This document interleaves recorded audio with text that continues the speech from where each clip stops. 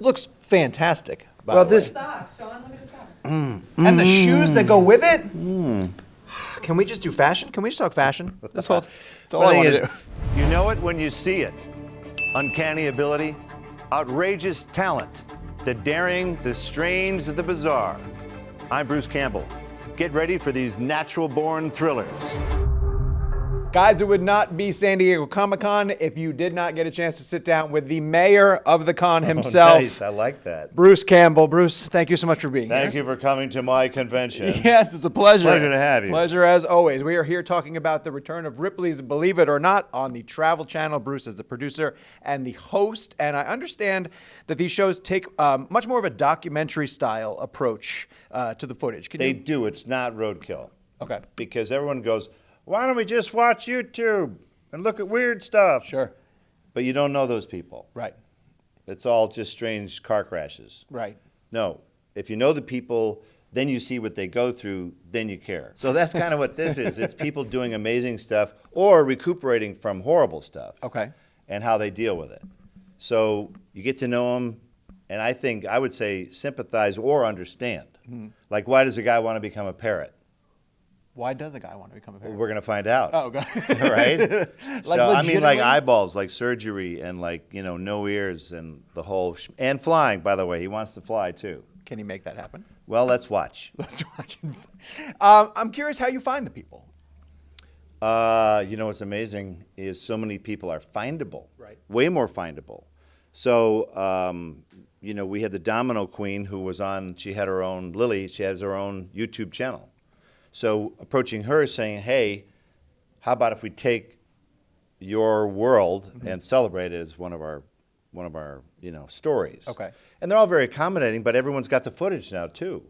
Because it's impossible for us to go around and capture what they've done also. Right. It's enough to document them talking about what they've done, but we need their footage.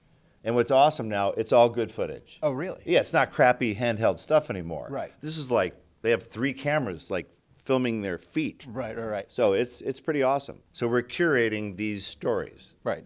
Putting them in a digital museum, if you will. That's kind of amazing. And extraordinary is the word that we use. Extraordinary is absolutely the word that I would use for it. And it is kind of amazing at how technology has allowed people to get to a point where they can almost present to you a complete package, a full presentation of like, look what I can do. There's no lie.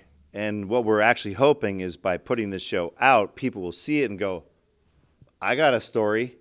Knock, knock, knock, Ripley. So we're encouraging people anywhere and everywhere to get a hold of us. Right. Give us your story. Okay.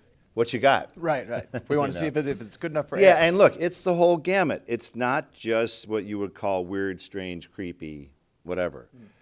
These are, it's the natural world.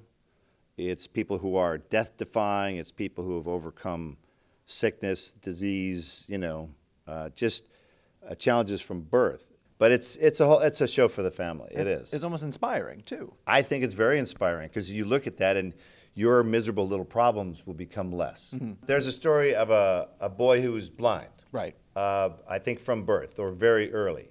He just wants to ride his bike like a normal kid, right? How does he do it? He hears that bats make little click sounds. They echolocate. And it bounces the sound off and comes back to them and tells them whether that's a curtain or a wall, 10 feet away, 30 feet away, whatever the surface is.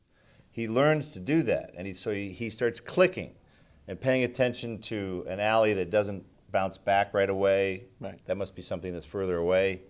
He figures it out. He starts riding his bike and echolocating like a bat. Wow, that's incredible. So extraordinary. That's the word. No, incredible works too. It really does. It just shows you that, and he's starting to teach other blind kids how to ride a bike. Now, what did you bring to the con to get people excited for the show? Stuff that they can watch and tell their friends and, hashtag this, hashtag that. We have stuff to show. Oh, yeah. I heard it's going to be a pretty cool panel. Well, I've been to a lot of boring panels, and this ain't going to be one of them. Okay. They're going to see some real people doing, real stuff. That's what's pretty awesome. Go ahead. I got to slip in one film question for you, of course. In theaters right now, there's a movie called Spider-Man Far From Home. in the end credits What number scene is that? of that. That's like 6, 17, 7, yeah, yes, 8. somewhere up there. Yeah. But a friend of yours, J.K. Simmons, reprises his role. Wow. Of J. Jonah Jameson. He does. He does come back. Impressive. He was good at that. Terrific at that. Yeah. Meaning some of the Raimi characters can now come over to the MCU. They could if they wanted to. If they wanted to. So if you could choose a ring announcer, snooty usher, or maitre d' to jump over to the MCU. I would take the French maitre d' because he had the most lines of dialogue. Oh, really? Yeah, so we'd carry him over. Yeah. All right. I would like to see him again. He's the only mortal that superheroes have ever come to for help. Do you realize that? No, I didn't know that. The French maitre d'. I didn't realize that. Yeah, Spider-Man comes to him, help marrying his girlfriend. Right.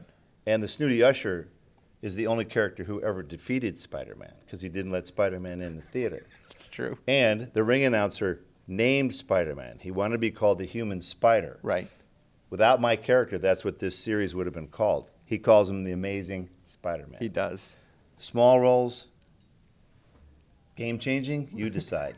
Were you almost going to be Mysterio? Was Sam talking to you about that? That's a really popular rumor. That one is just, oh my God, he would have been Mysterio. Right, right. Thanks for telling me, Internet. Right, I never got a call from Sam going, if only I had done part 4, you would have been Mysterio. Right. No. Well, No. Bruce, thank you so much for your time. Travel Channel, Ripley's Believe It or Not, and he'll be at the con later on this afternoon, bringing all sorts of amazing things for everybody to watch. Keep it here at CinemaBlend for all of our updates from San Diego Comic-Con. Whether these performers were born with extraordinary abilities or spent decades mastering a death-defying skill, it's their passion that keeps us spellbound and keeps them always striving for the top. Believe it or not.